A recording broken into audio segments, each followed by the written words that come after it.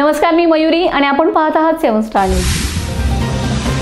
जतमधील चर्चेत असणारा छत्रपती शिवाजी महाराज यांचा बॅनर फाडल्याप्रकरणी पोलिसांवर दबंग आमदार गोपीचंद पडळकर कडाडलेत। सोशल मीडियावर या व्हिडिओची जोरदार चर्चा होते। पाहूयात काय आहे सविस्तर व्हिडिओ।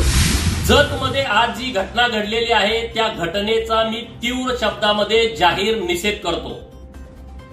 ज्या एपीआयनं हा प्रकार केलेला आहे त्या एपीआयला सुतासारखा सरळ करण्याची व्यवस्था केली जाईल।